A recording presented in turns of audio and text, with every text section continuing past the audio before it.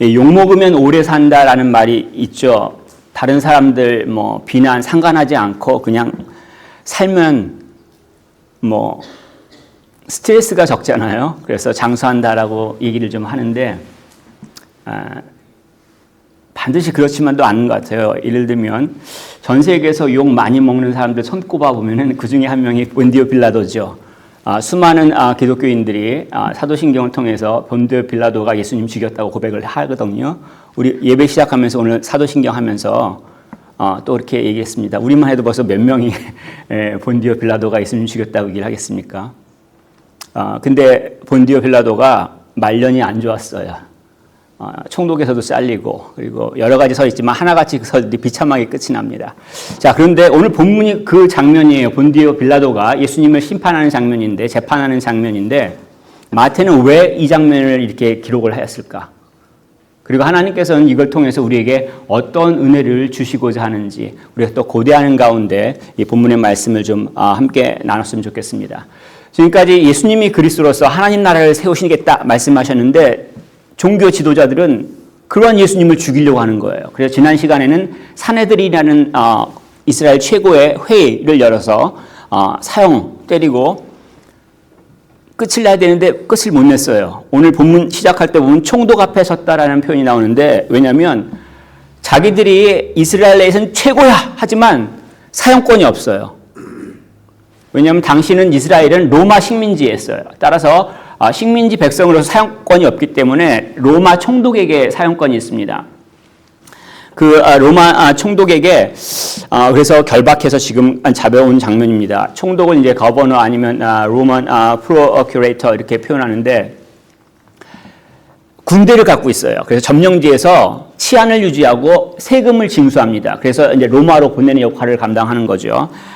당시에 그 본디오 빌라도가 5번째 총독으로 유대 지역을 다스리고 있었습니다. 티베리우스 황제가 이제 임명을 했는데, 이 복음서에서만 이 빌라도를 기록하고 있는 게 아니라 기독교인이 아닌 사람도 기록하고 있어요. 예를 들면 유대인 역사가인 요세푸스 같은 경우, 그리고 로마 역사가인 타키투스 같은 경우도 본디오 빌라도가 예수님을 재판한 장면들을 언급하고 있습니다.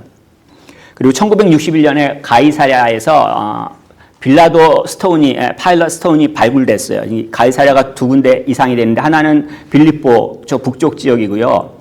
또 하나는 지중해에 있는 도시에, 해양 도시에, 거기에 로마 주둔군이 있습니다. 여기에서 지금 그 스톤에서 빌라도 이름이 발견됐습니다. 그래서 글과 유물 모두 발견됨으로 인해서 역사적인 인물이라는 것을 알 수가 있죠. 이 총독이 지금 첫 번째 질문을 하는 게 뭐냐면, 내가 유대인의 왕이냐? 예수님한테 물어봤습니다. 왜냐하면 고발 내용이 그래요. 누가복음 23장 2절엔 그 내용을 말하고 있는데, 우리 백성을 미혹하고 가이사에게, 그러니까 시저예요, 세금 바치는 것을 금하며 자칭 왕 그리스도라 하더이다. 세금 못 바치게 하고 자기가 스스로 왕이래. 이게 고발이에요, 예수님을. 자, 예수님은 이 고발에 대해서 뭐라고 얘기하냐면, 네가 한 말 맞다, 이렇게 대답하시죠. 근데 이게 인정하면 큰일 나는 문제입니다. 왜냐하면 당시 유대의 왕은 누구냐면 헤롯 안티파스예요. 헤롯 대왕의 아들인데 헤롯 안티파스가 유대의 왕이고, 얘를 누가 임명했냐면 로마 황제가 임명한 거예요. 자, 근데 내가 스스로 나 유대의 왕이다 그러면 어떻게 됩니까? 로마 세계의 질서를 흔드는 거예요. 나 너 황제로 인정 안 하는 거예요. 자기가 왕이라고 해버리면. 그럼 로마의 질서를 흔드는 사람은 어떤 벌이 있냐면 사형이죠. 그것도 십자가형이 지금 기다리는 거예요. 근데 예수님이 내가 유대인의 왕이다, 네가 말했다, 이렇게 말씀을 하시는 거죠. 예수님은 자기 변호를 하지 않으세요. 12절에 보면 대제사장과 장로들이 막 고발을 했는데 변호를 하지 않습니다. 이전 산헤드린 공의에서도 마찬가지로 사람들이 고발을 했는데 거짓 증인들이 나서서 변호를 안 해요. 일반적이지 않죠. 우린 살아가다 보면 누가 나한테 나쁜 말 하면은 못 견뎌요. 그래, 난 그게 아니야. 화가 나고. 자기를 변호하기 위해서 정말 애를 쓰죠. 누명이라도 뒤집었으면 못 견디는 거죠. 거짓말이라도 만들어가지고 내가 죄가 없어! 막 이렇게 외치는 게 우리 본성인데. 자, 예수님께서 왜 변호를 하시지 않으실까요? 첫 번째, 고소가 거짓말이에요. 가짜예요, 가짜. 만약에 예수님이 정치적인 왕으로 이 땅에 오셨으면 예수님이 그동안 뭐 하셔야 되냐면 사람들 모아서 훈련시키고 군자금 모아가지고 무기 사고 이래야 돼요. 근데 예수님은 그런 적이 한 번도 없어요. 오히려 사람들이 몰리면 자리를 피하세요. 오병이어 때 어떤 일이 벌어졌냐면 사람들이 우와 우리에게 이러한 기적을 베풀어 주니까 우리의 왕이 되주세요 했더니 예수님이 하신 행동이 산으로 그냥 물러가셨어요. 그거 아니야. 그리고 빌라도 총독과 이야기하는 가운데 요한복음에서는 이렇게 얘기합니다. 요한복음 18장 36절에는 예수께서 대답하시되 내 나라는 이 세상에 속한 것이 아니니라. 예수님이 하나님 나라를 세우신다고 하셨을 때 그 나라가 이 땅의 나라가 아니란 얘기예요. 물론 이 땅에 펼쳐질 것이긴 하지만 사람들이 간 로마나 이스라엘이나 한국이나 이런 이 땅의 나라가 아니란 얘기예요. 그러니까 당연히 어떻게 합니까? 베드로가 칼 뽑았을 때 정말 이 땅에서 나라를 세우려고 하면 야 베드로 잠깐만 기다려. 나머지 제자들 숨겼던 칼 다 뽑아. 나를 보호해. 이래야 되거든요. 그런데 오히려 칼 뽑고 그랬던 베드로를 책망하잖아요. 무슨 얘기입니까? 죽기로 작정한 거예요. 이 땅이 아니라 영원한 하나님 나라를 세우시려고. 근데 이게 예언되어 있습니다. 이사야서 53장 7절에 메시아가 장차 이 땅에 오실 것인데 그 메시아한테 일어나는 일들을 예언했습니다. 그 중에 하나가 이겁니다. 그가 곤욕을 당하여 괴로울 때에도 그의 입을 열지 아니하며 마치 도수장으로 끌려가는 어린 양과 털 깎는 자 앞에서 잠잠한 양같이 그의 입을 열지 아니하였도다. 죽기로 작정했다는 얘기죠. 오래전에 예언되어 있는 그것처럼 내가 이 땅에 와서 지금 죽으려고 지금 이 심판, 재판을 받고 있다는 얘기예요. 왜냐하면 예수님 말씀하셨잖아요. 내가 이 땅에 온 것은, 인자가 이 땅에 온 것은 섬김을 받으러 온 것이 아니라 섬기러 많은 사람을 위해서 대속물, 몸값을 치르기에 이 땅에 왔다라고 말씀하셨어요. 빌라도 총독이 신문을 할 때 그리고 옆에서 대제사장들, 유대의 장로들이 고소를 할 때 침묵을 하셨던 이유는 뭐냐면 죽으려고 작정하신 거죠. 그 죽으려고 작정하신 이유는 사랑하기 때문에 구하려고 그 말을 하지 않았다는 얘기예요. 자, 그래서 어쨌든 간에 그렇다 하더라도 이제 재판을 내야 되죠. 근데 이 빌라도도 자기가 알 거 아니에요. 침묵하고 변호하지 않고 그런 것을 보면서 이제 느꼈고 나중에 또 본문 가보면 죄가 없다는 것들을 압니다. 자기 입으로도 말을 합니다. 그래서 이제 놓아줄 석방을 하려고 시도를 하죠. 그 명절에 이제 총독이 죄수를 한 명 놓아주는 풍습이 있습니다. 로마에는 그렇죠. 황제 생일날 아니면 큰 페스티벌 같은 축제 때 전차 경주도 하고 검투사 시합도 시켜주고 그래야지 인기를 좀 많이 얻잖아요. 마찬가지로 총독도 이 식민지에 와서 그런 비슷한 일들을 합니다. 그러면서 이 죄수 가운데 바라바하고 예수님 둘 중에 누구를 놓아줄까 이렇게 얘기를 합니다. 질문을 하죠. 근데 이 바라바는 말뜻이 뭐냐면 아버지의 아들이에요. 우리는 한국말엔 관사가 없는데 이제 히브리어 같은 경우는 관사가 있는 것들을 우리가 고려하면 뭐냐면 굉장히 유명한 사람이 있는데 그 사람의 아들이라는 얘기예요. 그래서 당시 사회 이스라엘 지도층의 아들이 아니었을까라는 생각을 좀 합니다. 근데 본문에 보면 죄수라고만 얘기하고 있죠. 근데 요한복음에는 바라바는 강도였다라고 얘기를 합니다. 자, 근데 강도가 사형을 당합니까? 너무 죄가 무섭죠. 누가복음에는 밀란과 살인으로 말미암아 감옥에 갇혔다. 인서렉션이라고 하죠. 밀란 아니면 페전트 리볼트 이렇게 표현할 수 있는데 반란을 일으켰기 때문에 들어간 거예요. 거기다가 마가복음에는 뭐라고 있냐면 밀란을 꾸미고 체포된 자. 반란을 일으켜도 주동적인 인물, 리더였다는 얘기죠. 자, 로마 제국에 반란을 일으켜서 사형에 처했다라고 생각할 수가 있는데 반면에 예수님은 무죄예요. 유대인의 왕이라고 인정해봤자 정치적인 의미가 아니에요. 종교적인 의미고 또 제사장들이 시기한 걸 빌라도가 알고 있다고 얘기합니다. 18절에 보면은 그가 그들의 시기로 예수를 넘겨준 줄 알고 있다 이렇게 기록하고 있습니다. 막 제사장들이 지금 백성들 끌고 와서 막 죽여요. 막 이렇게 방방방방 뛰는데 이 방방방 뛰는 그 뭐 열정적이다 아니면 감정적이다 할 수 있는 이 모습 가운데 보면은 뭐가 숨겨져 있냐면 질투, 시기가 있다는 얘기예요. 예수님이 말씀을 하고 예수님이 기적을 베푸고 자기들이 못하거든요. 그렇게 못해요. 거기다가 성전까지 왔는데 막 아이들까지 호산나 하면서 막 소리를 치니까는 그걸 보고 있던 대제사장들과 장로들은 어떠니까 여긴 내 구역인데. 거기다 예수님이 또 말씀을 하죠. 포도원 비유를 하셨을 때 나쁜 농부들이 있다. 잠시 포도원을 맡겨줬는데 자기 거인 마냥 세금 받으러 온 종들을 죽이고 나중에는 차지하려고 온 아들까지 죽였다. 예수님이 그렇게 포도원 비유를 하시니까 이 대제사장과 장로들이 우리 얘기하고 있구나 알고 있었다는 얘기예요. 그래서 그 시기와 질투 때문에 지금 죽이려고 하는 거죠. 더군다나 이 빌라도 아내가 사람을 보내서 해치면 안 됩니다. 유죄 판결하면 안 됩니다. 아내 되게 무섭습니다.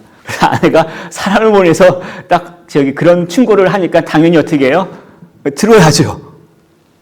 그러면 이 빌라도가 무죄를 알고 있기 때문에 지금 석방하려고 하는 건가요? 요한복음 19장 7절 8절은 이렇게 기록하고 있습니다. 유대인들이 대답하되 그가 자기를 하나님의 아들이라 함이니이다. 빌라도가 이 말을 듣고 더욱 두려워하여 지금 나한테 재판받고 있지만 하나님의 아들이라는 것 때문에 지금 굉장히 두려움을 갖고 있는 거죠. 그래서 자기 피를 흘리고 싶지는 않은 거예요.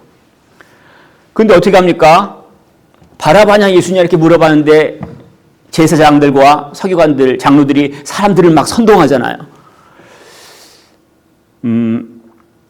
좀 집요하죠. 거짓으로 시기로 죽이려고 하고 거짓 증인들을 내세우고 그것도 이제 총독이 석방하려고 하니까 사람들을 선동하죠. 굉장히 집요합니다. 나쁜 놈은 집요합니다.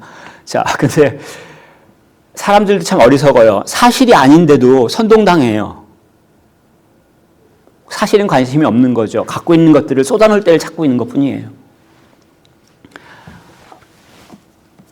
우리 영국에서도 이 대중들이 어리석다 그리고 그것 때문에 고생한다라고 하는 일들이 있었죠. 2016년에 브렉시트 결정했잖아요. 경제를 좀 공부한 사람들은 세금 올라가는 걸 누가 좋아하겠어요. 그런데 정치인들 선동에 의해서 국민투표로 결정이 돼서 못 바꿔요. 국민들이 다 투표를 해서. 어쨌든 간에 이러한 실패에도 빌라도가 두 번째 시도합니다. 그래도 거부당하죠. 세 번째는 그러니까 좀 바꿉니다. 질문이 뭐였냐면 22절에 그러면 그리스도라는 예수를 내가 어떻게 하랴? 놓아줄 수가 없으니까. 그리고 이 하는 가운데 바라바 살인죄를 지은 사람은 석방하라고 사람들이 요구했어요. 그러면 이스라엘의 랍비라고 하는 사람, 인기 많아서 사람들이 4,000명, 5,000명 모였던 사람들은 그것을 인도한 예수님은 어떻게 하겠어요? 최소한 격감할 수 있겠죠. 더 작은 약한 벌을 아마 주려고 그런 의도 가운데 이렇게 물어봤을 수 있습니다. 자, 이게 어떻게 공정하게 보이나요? 너그러운 재판관 같이 보시나요? 아니죠. 재판하는 권리는 재판관한테 있는 거예요. 그 재판관은 사실의 기본에서 자기 양심을 따라서 판단해야 되잖아요. 자, 지금 누구한테 밀고 있어요, 책임을? 자기가 판단해야 되는데 지금 다른 사람한테 밀고 있죠. 이런 사람이 어떻게 공정한 재판관입니까? 네 번째 질문을 또 군중들에게 합니다. 십자가에 못 박아라. 이제 백성들이, 선동된 백성들이 소리치니까는 23절에 보면 무슨 악한 일을 하였느냐라고 얘기를 합니다. 근거를 요구하는 거죠. 십자가 사용하려면 근거가 있어야 되니까 당연하잖아요. 이거 이성적이잖아요. 그리고 또 누가복음에서는 이렇게 기록하고 있습니다. 이 사람에게서 죄를 찾지 못하였다. 그리고 이 누가 어떻게 타협안을 제시하냐. 그러므로 내가 그냥 때려서 놓겠다. 너네들 화난 거 그거 풀어. 내가 예수 때리고 놔줄게. 이렇게 누가복음에서는 기록하고 있습니다. 그런데 무리들은 사람들은 어떻게 합니까? 소리를 더 크게 질러. Crucify him! 십자가에 박아라! 막 이렇게 소리를 지르는 거예요. 사람들이 얼만큼 감정적인지 그 군중들이 얼마나 지금 무지한지, 자기들이 무슨 일을 하고 있는지도 몰라요. 사실에 근거한 게 아니에요. 메시아로 오신 자를 죽이려고 하고 있어요. 거기다가 무슨 잘못인지도 모르는데 십자가형으로 소리를 질러요. 잔인하지 않아요? 로마 제국에서 가장 잔인한 형벌 중에 하나가 십자가형이에요. 그리고 구약 신명기에서도 이 나무에 달린 자는 하나님께 저주받은 자라는 얘기예요. 그렇기 때문에 대제사장이 일부러 십자가형을 외치는 거예요. 하나님에게 저주받은 자를 사람들한테 보여주려고. 영악하잖아요. 자기들이 그 소리 지르면 총독이라 할지라도 안 들어주면 안 되니까요. 그런데 나중에 한참 지나서 베드로가 설교를 한 적이 있습니다. 사도행전 3장에 설교를 한 적이 있는데 14절 15절 이렇게 베드로가 책망을 합니다. 너희가 거룩하고 의로운 일을 거부하고 도리어 살인한 사람을 놓아 주기를 구하여 생명의 주를 죽였도다. 이게 이스라엘 당시 사람들의 책임이죠. 그럼 빌라도는 뭐 책임이 없나요? 사실은 빌라도는 책임을 회피하려고 했죠. 구하려다 못하니까 나중에는 몇 번 시도하다가 아니면 채찍질 그것도 다 안 되니까 다음에 뭐예요? 사람들 앞에서 손을 씻어요. 이게 뭐예요? 살인죄에 대해서 나는 책임이 없다라는 얘기잖아요. 누가 책임을 지는 거예요? 니네들이 책임 전가하는 거죠. 전형적인 연약한 인간의 본성인데 사실은 두려울 수도 있어요. 하나님의 아들이라고 예수님을 얘기했는데 실패하기도 했지만 백성들이 막 앞에서 소리 지를 때 어떻게 합니까? 밀란이 일어날 것 같아요. 물론 군대가 있기 때문에 죽일 수도 있어요. 그런데 총독의 역할은 뭐냐면 질서 유지하고 세금 징수예요. 그걸 하기 위해서 군대가 있는 건데 만약에 밀란이 일어나면 총독으로서 인생 커리어가 끝나는 거예요. 실제로 이 본디오 빌라도는 잔인한 정책을 해서 사람들이 밀란을 많이 일으켰습니다. 나중에 그래서 책망받고 본국으로 송환당해서 죽었습니다. 그리고 개인적으로 두려워했죠. 사람들이 소리칠 때 뭐라고 얘기했냐면 요한복음 19장 12절에 이 사람을 놓으면 가이사 시저 충신이 아니니이다. 무릇 자기를 왕이라고 하는 자는 가이사를 반역하는 것이니라. 너 지금 용서해주면 반란죄를 인정한 자 네가 죽어! 이거 사람들이 막 소리치니까 어떡합니까? 놔줄 수밖에 없죠. 공의로운 재판관 아니에요. 양심 아니에요. 본디오 빌라도에게 고난을 받았다는 얘기가 바로 거기에 있어요. 자기가 판단할 수 있는데 사실대로, 양심대로 그 권리를 사용하지 않았다는 얘기예요. 회피했다는 얘기예요. 책임을 밀었어요. 근데 이게 민다고 밀려지나요? 사도신경에서 써놓고 있죠. 복음서에 써놓고 있죠. 나중에 하나님 앞에 섰을 땐 어떻게 하겠습니까? 지금 종교 지도자들이 시기해서 예수님이 죽게 되었고요. 대중들이 무지해서 죽게 되었습니다. 그리고 빌라도 총독이 비겁하기 때문에 죽게 됐습니다. 무엇보다도 진리를 붙잡지 않으면 어떻게 됩니까? 예, 진리와 함께 할 수 없습니다.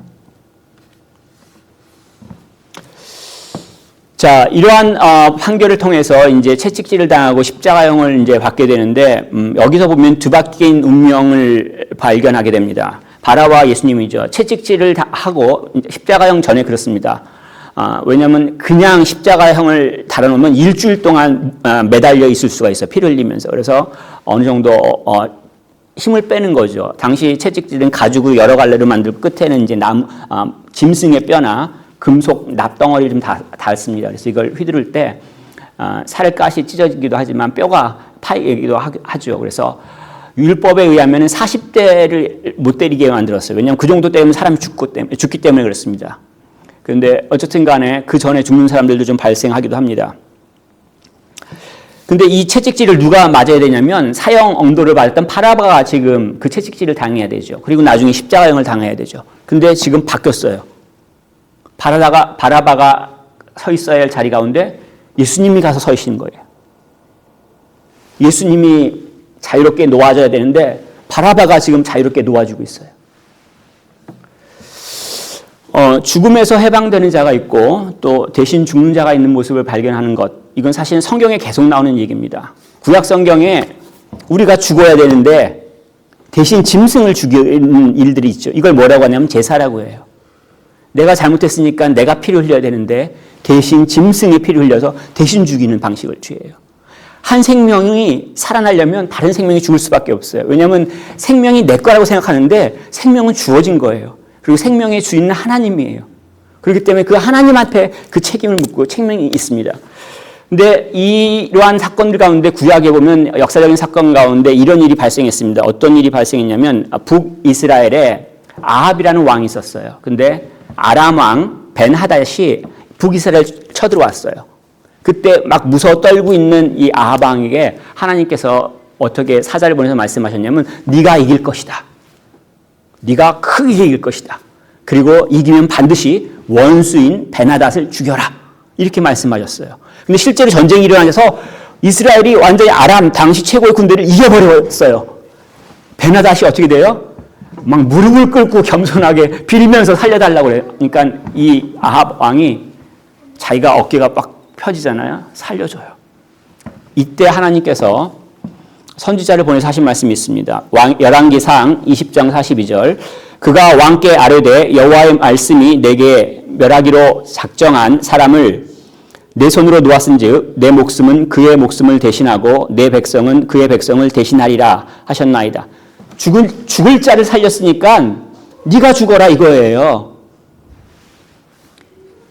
이것이 그리스도가 하실 일들을 가리키고 있는 거예요. 이사야 선지자는 어떻게 예언하고 있냐면 우리의 죄악을 그리스도께서 담당하셨다라고 예언하고 있어요.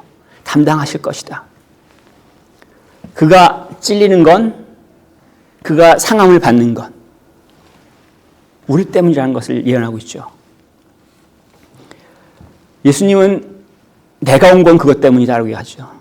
내가 이 땅에 온 것은 성경을 받으러 온 게 아니라 섬기러 왔다. 내가 죽으러 왔다. 내가 대속물이 되주러 왔다. 그렇기 때문에 예수 그리스도를 믿는 사람들은 그 예수님께서 대신 죽으심으로 인해서 죽음을 피할 수가 있습니다.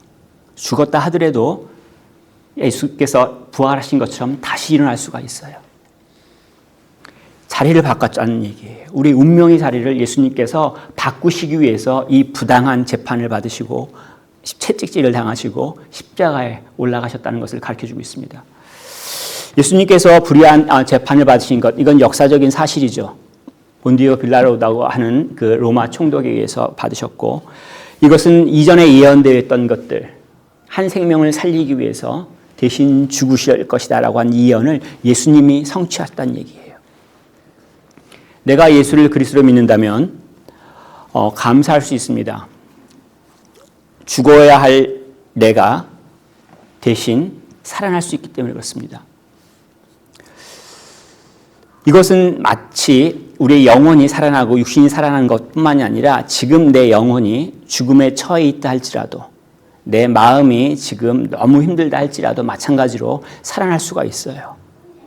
나의 능력 때문에 그 마음이 살아나는 게 아니고 내 영혼이 저 밑에 있다가 다시 이렇게 든든하게 서는 것이 우연이 아니라 내 실력이 아니라 예수님 때문에 가능하다는 얘기예요. 이것을 바울이 고린도전서 15장에 이렇게 얘기합니다. 사망이 쏘는 것은 죄요 죄의 권능은 율법이라 우리 주 예수 그리스도로 말미암아 우리에게 승리를 주시는 하나님께 감사하노니 어떠한 형편 가운데서 내가 실패했다 할지라도 내가 무너졌다 할지라도 내가 아무것도 의지할 수 없는 상황이래도 믿는 자에게는 이미 승리가 약속되어 있다는 얘기예요. 육신이 끝나는 것, 영혼이 죽는 것, 형편이 어떠한 상관이 없다는 얘기예요. 내가 예수를 그리스도로 믿는다면 어떻게 살아가야 되겠습니까? 나한테 일어난 것? 내 주변의 환경? 그럼 맨날 마음이 무너져요. 심지어는 내가 나를 싫어할 수도 있어요. 믿는 자들은 그리스도 대신 주님을 바라보는 거예요. 어떠한 형편 가운데 있다지라도. 순교를 앞두고도 이 마태는 이 글을 기록하고 믿는 사람들을 권면하죠. 우리가 예수 그리스도를 믿는 자들이라면 어떠한 형편 가운데서도 주님을 바라보는 게 필요합니다. 그 주님께서 주신 은혜가 우리가 살아갈 수 있는 은혜가 되고요. 영혼을 살아갈 수 있는 은혜가 됩니다. 이런 축복들을 우리 모두가 누리기를 기도하며 권면하겠습니다.